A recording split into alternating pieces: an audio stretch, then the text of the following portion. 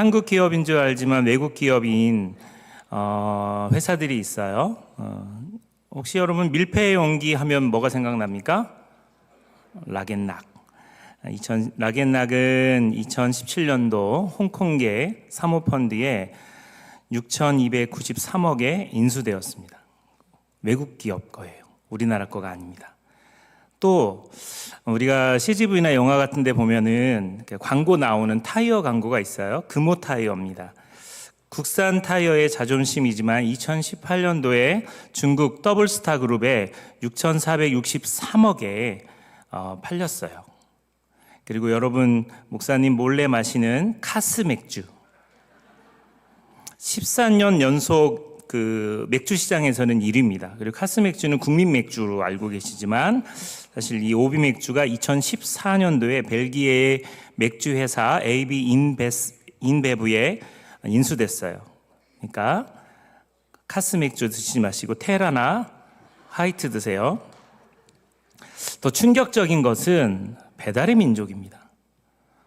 배달의 민족은 당연히 국산 거로 알고 있지만 2019년도 독일 딜리버리 히어로의 4조 7,500억 원에 넘어갔습니다. 당연히 한국 기업인 줄 알지만 외국 기업입니다. 이번에 정보 유출되었던 쿠팡도 한국 거 아닙니다. 뉴욕 증권거래소 상장의 일본 소프트뱅크가 원래 주인입니다.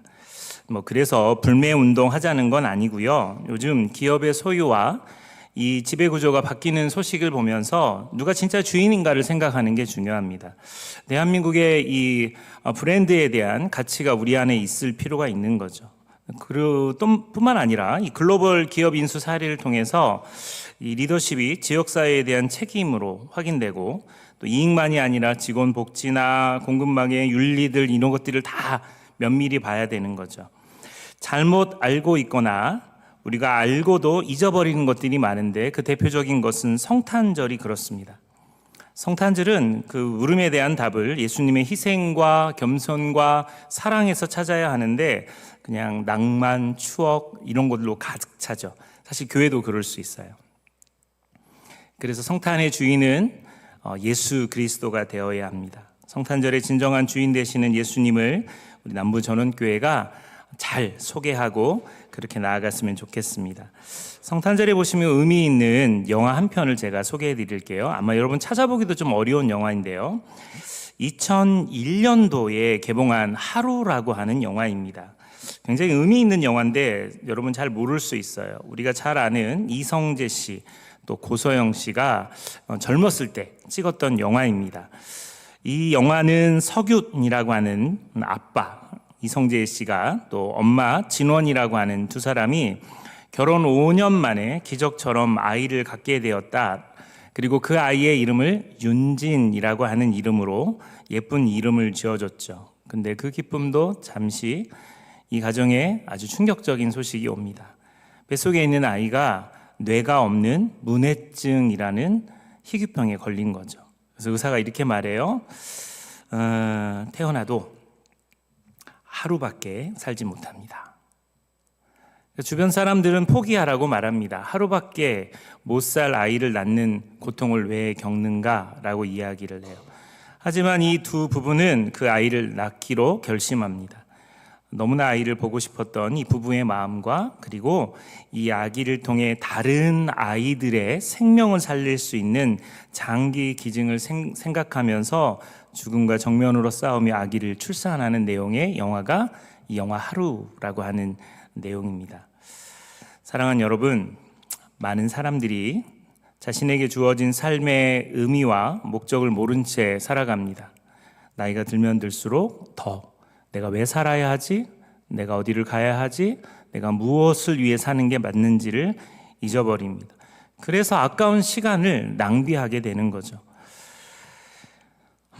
다른 나라에 가면요. 저도 이번에 유럽을 다녀왔는데 유럽이나 독일이나 프랑스나 이런 데를 들어가면 제일 처음 만나는 사람들이 있어요. 입국 심사관입니다. 이들이 꼭 들어가는 사람에게 질문하는 질문이 있어요.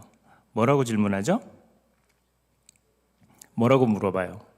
여기 왜 왔냐? 질문해요. 입국하는 목적이 무엇인가를 질문합니다. 우리나라 그 어르신들은 정말 대단해요. 제가 이번에도 그 독일 막 거쳐서 이렇게 가는데 정말 영어 한마디 안 해도 의사소통이 잘 됩니다. 왜 왔냐? 막 웃어요. 왜 왔냐? 근데도 웃어요. 뒤에서 보면은 대답을 하시지 그랬더니 나 코리아 막 이러시고. 근데 또 입국 심사자들 또 다 이해해주고 또 넘깁니다. 근데 이 사람들이 정확하게 물어요. 요즘은요, 미국의 20대, 30대 여성들이 미국의 입국 심사에서 늘 걸립니다. 트럼프 정부 이후에요, 20대, 30대 여성들이 남자친구 보러 왔다 그러면 입국 안 시켜줘요. 정착하려고 그러는 줄 알고 입국을 안 시켜줍니다. 그러니까 이게 왜 들어가는 목적을 분명하게 잡고 가는 게 중요해요. 윤도현 집사님이라고 있어요. 윤도현 밴드의 윤도현 집사님, 크리스찬이신데 이분이 런던 히드로 공항에 입국 심사 중에 당신 왜 왔냐? 공연하러 왔다. 직업이 뭐냐? 그랬더니 싱어, 난 가수다 이렇게 이야기했어요.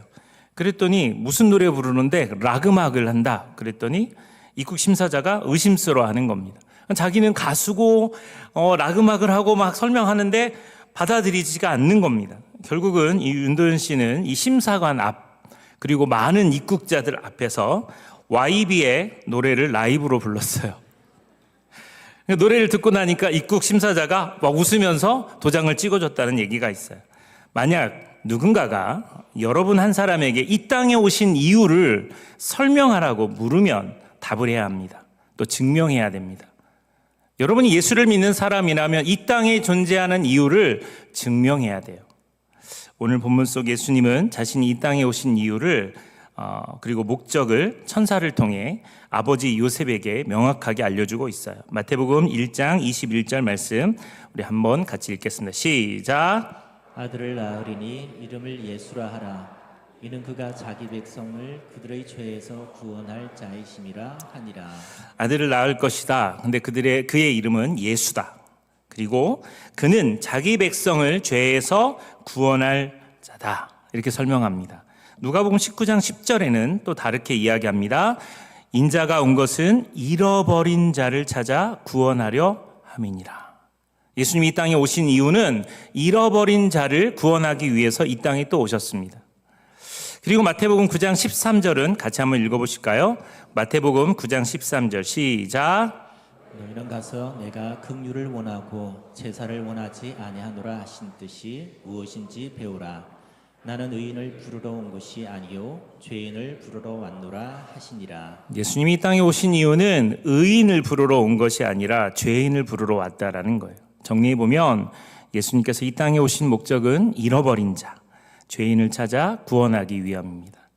전 요즘 남부전원교회 예배를 드리면서 진짜 우리 주님께서, 하나님께서 우리 교회를 너무 기뻐하시겠다. 끝까지 들어보시고 아멘 하셔야 돼요. 너무너무 기뻐하시겠다. 그것을 생각하면 열다시 길벗교회 성도들 때문에 기뻐하실 거라고 생각합니다. 우리 교회 말고요. 왜냐하면 그들은 무슬림입니다. 모슬렘 사람들이에요. 그런데 그분들이 우리 교회에 지금 나오고 있어요.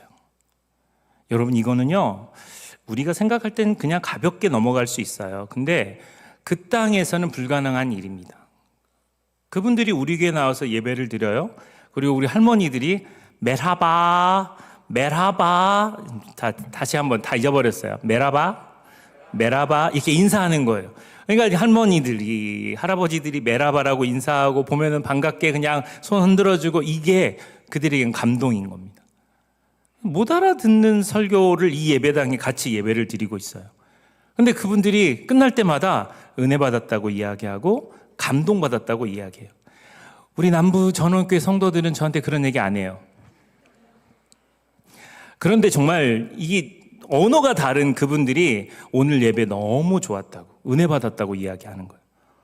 전 진짜 그게 하나님이 너무너무 기뻐하실 만한 일이라고 생각해요. 그분들이 교회에 와서 담배를 피더라도, 그분들이 교회에 와서 음식 냄새가 난다 하더라도, 저는 하나님이 모슬렘 사람들이 이 대한민국 한 교회에 교회 안에 교회를 세우고 예배를 드린다는 것은 기적 같은 일이라고 생각합니다. 예수님이 이 땅에 오신 이유가 그들을 찾는 거 아니겠어요? 그 일들을 하시는 거죠. 예수님은 죄 없으신 분입니다. 인류를 대표해서 죄인들을 구원하려고 하는 분명한 목적을 가지고 이 땅에 오셨어요. 이 세상에 임하셨어요. 사람이 되어 이 땅에 오신 하나님이 바로 예수님이에요. 여러분, 제가 여러 번에 칭찬받을 일이 있습니다. 지난주에 재정부실을 갔더니 재정부원들이 심각한 표정을 하고 있어요. 가서 봤더니 종합부동산 세금이 2,400만 원이 나왔어요. 우리 교회 앞으로 2,400만 원을 내야 되는 상황인 거죠. 근데 그것은 재정부 위원장이신 윤동리 장로님이 가도 해결이 안 돼요. 그 어떤 사람이 가도 해결을 못 합니다. 남부 전원교회 대표자인 이 담임 목사만 가서 해결할 수 있는 문제예요. 아니요, 박수 치지 마세요. 이거 사실 농담인데 이거 박수 치면 안 돼. 일부 때도 박수 쳐서 당황했어요. 그래서 제가 갔어요. 제가 가가지고는 우리는 개인 거가 아니다. 이거 교회 거다. 이거를 매년마다 소명을 해서 그 증거 자료를 가지고 해결을 하니까 제가 지난주에 2,400만 원을 해결했어요. 정말 안 치는 사람들은 뭐죠?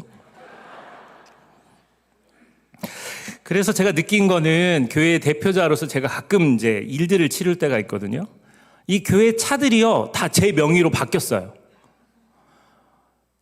그래서 자꾸 벌금이 날라와요. 하이패스 그냥 무단으로 갔다 이거 나오고 자동차 정기검사 받으라고 했는데 이게 뭐지? 처음에는 이게 이해를 못했어요. 내 차 번호 아닌데 왜 이게 자꾸 날라오지? 대표자가 되니까 그게 날라와요. 여러분 그거 아세요? 하이패스 자꾸 이게 날라오는 게 20번인가 넘어가면 저한테 불이익이 와요. 두려워요. 면허 정지될까 봐. 근데 이게 대표자라고 하는 게 그런 의미거든요. 인류를 대표하시는 아담이 그 역할을 냈어요. 모든 인류의 대표자예요.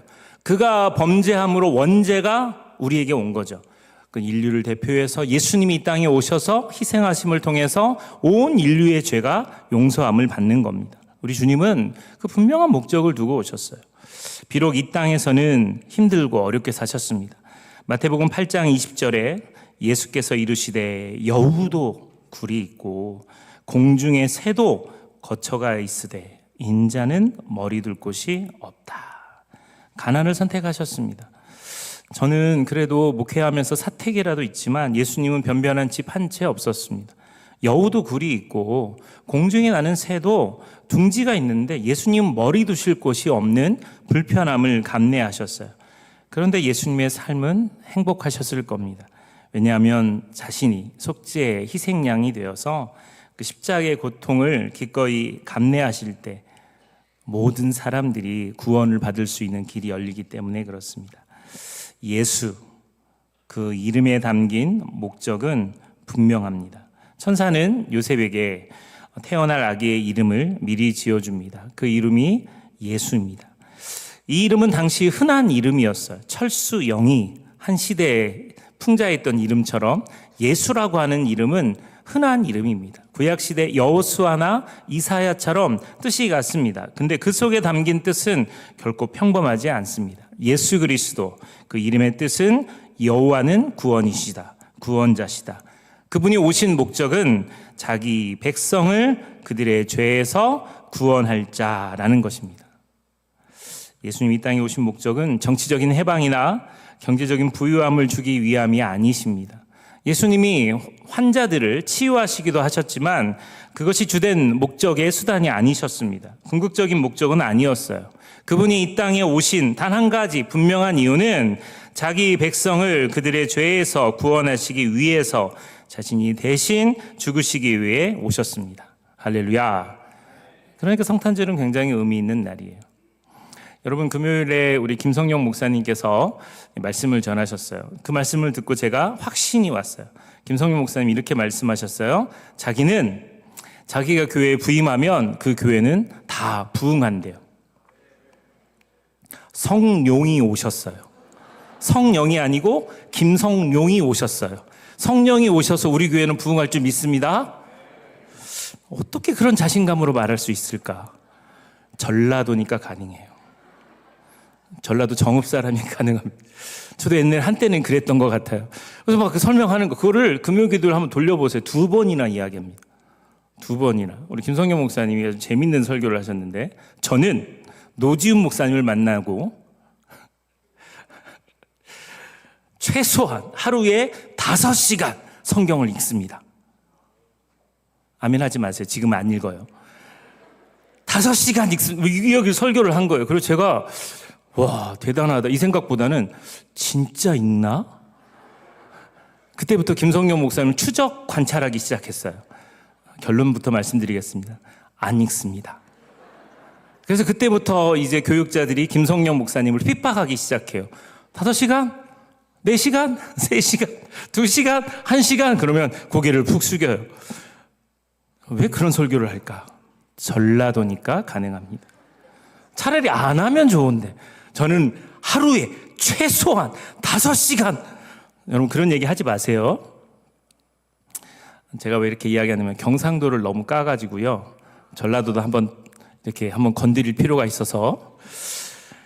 여러분, 우리가 기억해야 될 것 중에 하나는 우리 교회가 지금은 많이 약해졌어요. 왜냐하면 시무장로님, 서리 집사를 임명해야 되는데 빡빡 긁어도 10명이 안 넘어요. 웬만한 사람들은 여기 다 재직들이에요. 한번 보세요. 고개 돌려보세요. 권사님, 집사님 다 웬만한 사람 다 세웠어요. 이제는 더 이상 막 들어오지가 않으니까. 권사님 한 분이 그런 얘기 하대요. 자기가 90년도에 남부전원교회로 왔는데 그때는 어른들이 한 명도 없었대요. 어른들이 몇 분이 안 계셨대요. 한 2분, 3분. 그래서 야, 이 교회는 젊은 교회다 그랬는데 지금 보면 어른들이 많아졌잖아요. 그러니까 우리 교회는 젊은 세대가 더 많이 모여야 돼요. 그래서 그걸 놓고 우리가 준비하고 기도하고 이 일들을 감당하고 있는 거예요. 근데 우리가 그것을 하는 목적이 노지훈 목사가 새로 왔으니까 교회를 명예롭게 하기 위해서 부흥하는 거면 절대 그거 있어서는 안 돼요. 저를 위해서 부흥하는 거 아니고요. 남부전원교회의 미래를 생각해서 그리고 예수님이 이 땅에 오신 이유를 분명하게 이해하고 구령의 열정으로 복음을 증거하는 게 필요하다는 거예요. 그래야 하나님이 기뻐하시는 교회가 되는 겁니다. 그리고 제가 누군가에게 이 교회를 다시 물려줄 때 그분도 더 좋은 환경에서 교회를 이끌어 갔으면 좋겠어요. 그게 우리 안에 있어야 돼요. 다시 영화 속으로 들어가겠습니다. 사랑하는 여러분, 저는 이 영화를 보면서 참 많은 생각들을 좀 가졌어요. 아빠 석윤 그리고 엄마 진원, 자신의 인생의 기적처럼 찾아온 이 윤진이를 하루 만에 떠나보내야 하는 이것을 알고서도 아이를 태어나게 했죠. 점점 죽어가는 이 아이를 바라보면서 갑자기 아빠는 어디론가 달려갑니다. 처음에 그 영화를 볼 때 어디로 뛰어가는지 몰랐어요. 왜 아이를 두고 저렇게 뛰어가지 그랬어요. 엄마는 죽어가는 아이를, 인큐베이터 안에 있는 아이를 바라보면서 한 번이라도 안아보고 싶은 거예요. 근데 그조차 쉽지 않습니다. 그러나 비록 내 아이는 하루밖에 살지 못하지만 이 아이의 장기를 기증하면 다른 아픈 아기들의 생명을 살리려는 그 고귀한 마음을 품기 시작한 거죠. 내 아이의 죽음이 누군가의 생명이 된다. 이 가슴 아픈 사실, 이것을 받아들이고 이 엄마와 아빠는 그 아이를 10달 동안 애지중지 키웠던 거예요. 예정된 이별의 시간이 다가옵니다. 저는 이 영화에서 가장 중요한 포인트가 여기라고 생각하는데, 아이가 죽어가는 그 시간 밖에 나갔다 돌아온 이 아빠 석유는 동사무소, 지금은 주민센터죠. 여기에 갔다 온 거예요. 그리고는 주민등록 등본을 가지고 옵니다. 그리고는 그 내용을 보여줍니다. 영화를 보시고 설교를 마무리하겠습니다. 영화를 틀어주시죠.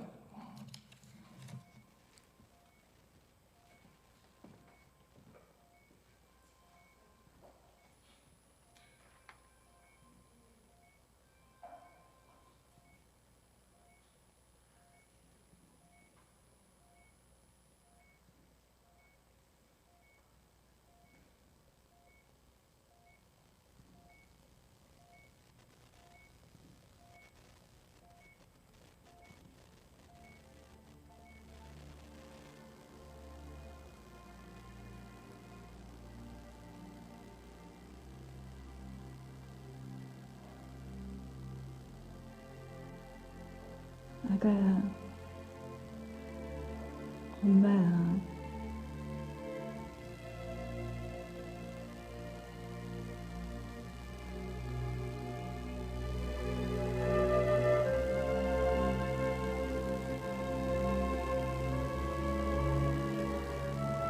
만져볼 수 있을까요?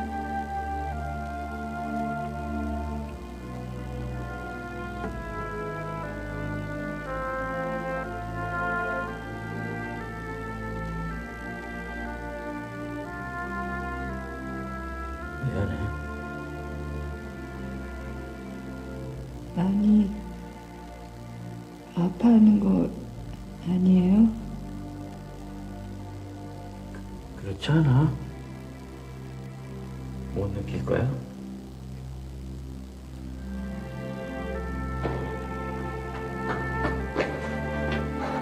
지라.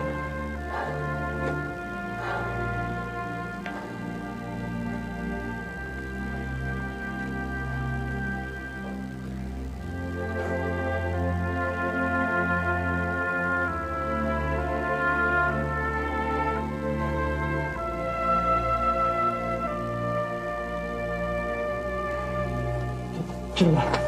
이거 봐라. 우리 이름 밑에 보이지? 응? 이윤진. 우리 주민이가 번호도 있어. 응?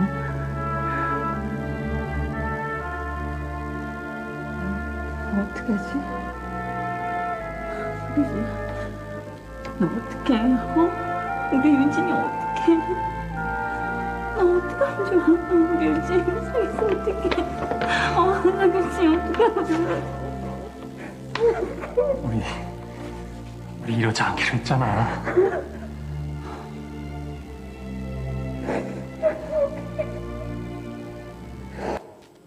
갈라디아서 4장 4절부터 5절에 보면 때가 참에 하나님이 그 아들을 보내사 여자에게서 나게 하시고 율법 아래에 나게 하신 것은 율법 아래에 있는 자들을 속량하시고 우리로 아들의 명분을 얻게 하려 하심이라. 그들의 이름 밑에 윤진이의 이름이 적혀 있습니다. 사실 오늘 설교 제목은 그가 이 땅에 오신 이후 제가 첫 부임했을 때 했던 제목입니다. 근데 부제가 있어요. 또 다른 제목은 단 하루를 살아도 너는 내 딸이다. 아빠, 엄마 그리고 윤진이의 이름을 바라보면서 남편은 이렇게 말합니다. 우리 이름 밑에 윤진이 이름과 주민등록번호가 있어. 내 호적에 올렸어. 이제 법적으로 확실한 내 딸이야. 비록 그 아이가 세상에 머무는 시간은 단 하루뿐이지만 이 아이는 지나가는 바람이 아니라 우리의 사랑하는 딸이었음을 증명하고 싶었던 겁니다. 그 종이 한 장은 단순한 서류가 아니라 부모가 줄 수 있는 최고의 사랑 고백이었습니다. 율법 아래에 있는 자들을 속량하시고 우리로 아들의, 딸의 명분을 얻게 하기 위해서 주님은 이 땅에 오셨어요. 사랑하는 여러분, 저는 이 영화를 보며 2000년 전 베들레헴 마구간을 떠올립니다. 하나님 아버지의 마음이 바로 이 부부의 마음과 같지 않았을까 생각합니다. 예수님이 이 땅에 오실 때 윤진이처럼 이미 죽음을 예고받고 오셨어요. 영화 속 윤진이가 다른 아기들을 살리기 위해 태어난 것처럼 예수님은 죄로 죽어가는 우리를 살리기 위해 당신의 몸과 피를 주시려고 이 땅에 오셨습니다. 성탄절은 낭만적인 날이 아닙니다. 하나님께서 당신의 아들을 사지로 보내시기로 결단하신 날입니다. 예수님이 십자가에 찢기심으로 우리는 생명을 얻었어요. 그분의 하루 같은 인생이 우리의 영원이 되었습니다. 영화 속 아빠가 주민등록번호를 보여주며 너는 내 딸이다 확증하는 것처럼 하나님은 성탄절을 통해서 우리에게 하늘의 증명서를 보여주는 겁니다. 우리는 죄 때문에 영적으로 하루살이만도 못한 존재였습니다. 아무도 기억해주지 않는 인생입니다. 하지만 예수님이 오셔서 우리를 위해 대신 죽으심으로 우리의 이름이 하나님의 생명책에 기록되었습니다. 하나님은 오늘 우리에게 말씀하십니다. 보아라, 내 아들 예수의 피로 쓴 증명서다. 너는 잠시 있다 사라질 존재가 아니다. 너는 나의 영원한 자녀다. 사랑하는 여러분, 우리 한 사람 한 사람 너무나 소중하고 중요한 사람입니다. 남부 전원교회 성도들도, 욜다시 길벗교회 우리 사랑하는 튀르키예 형제 자매도 너무나 소중한 하나님의 사람들입니다. 하나님의 주민등록 등본에 이름이 새겨진 자녀답게 우리의 생명을 살리는 사랑을 실천했으면 좋겠어요. 저는 그래서 성탄절을 한 주 앞은 오늘 이 말씀을 전하면서요, 이번 성탄절의 헌금은 조금 의미 있게 사용하고 싶습니다. 우간다에 있는 선교사님을 도왔으면 좋겠는데 헌금의 일부를 그렇게 보낼 생각입니다.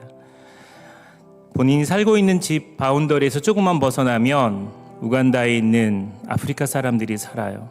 근데 엄마 아빠가 에이즈로 죽어버렸어요. 할머니 할아버지 손에서 자란 고아들이 그 마을에는 가득합니다. 학교도 다닐 수 없는, 하루에 한 끼밖에 먹을 수 없는 그 친구들을 위해서 썼으면 좋겠다는 생각이 들었어요. 주님이 우리를 이 세상에 보낸 이유가 분명히 있을 거고, 우리가 성탄을 맞이하면서 우리가 어떤 자세로 가야 되는지 분명할 거라고 생각합니다. 우리 이 찬양 같이 부르면서 하나님께 나아가도록 하겠습니다.